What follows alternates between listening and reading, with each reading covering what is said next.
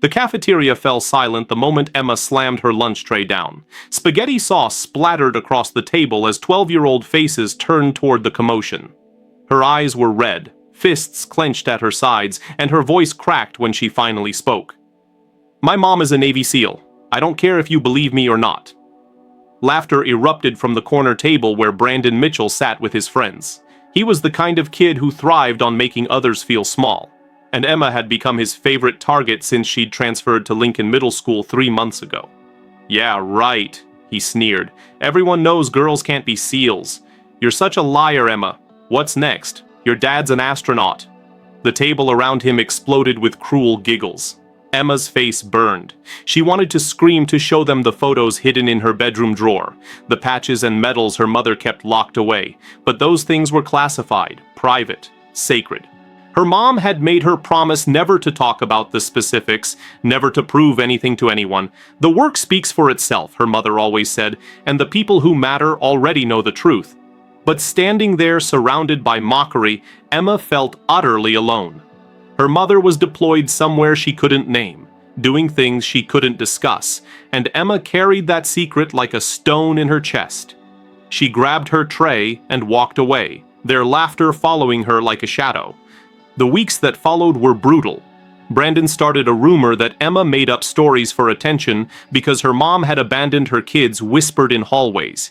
Even some teachers looked at her with pity, as if they believed the narrative that painted her as a troubled child with an absent parent and an overactive imagination. Emma stopped eating lunch in the cafeteria. She stopped raising her hand in class. She built walls around herself brick by brick until she felt invisible. Then came the school assembly about military families. Emma sat in the back row, arms crossed, determined to be anywhere but present. The principal droned on about sacrifice and service while a slideshow of generic soldiers flashed across the screen. Emma felt anger rising in her throat.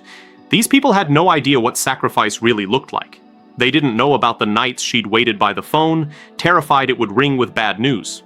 They didn't know about the birthdays and holidays her mother had missed, or the way Emma had learned to be brave because someone had to be. The principal was mid-sentence when the auditorium doors burst open. 6 figures in full tactical gear stormed in, moving with precision that made the air itself seem to snap to attention. Students gasped, teachers stood, and Emma Sart stopped because she recognized the patch on the lead operator's vest before she recognized anything else. The SEAL team spread across the front of the auditorium, and the lead operator removed her helmet. Lieutenant Commander Sarah Chen stood there. Emma's mother, her face weathered and strong and absolutely real. The room was so quiet you could hear hearts breaking and reforming all at once.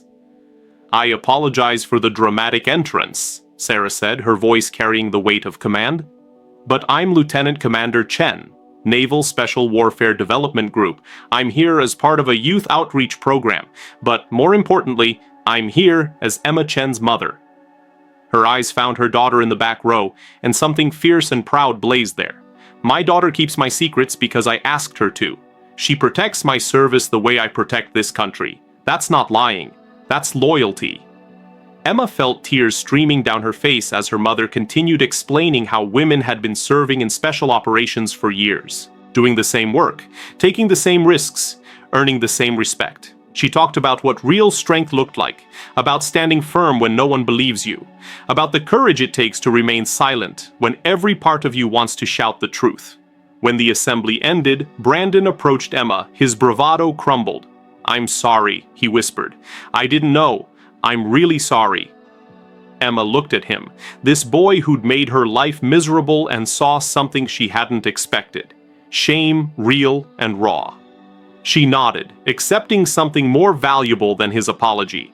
The knowledge that she never needed his belief to make her truth real. That night, Sarah held Emma close.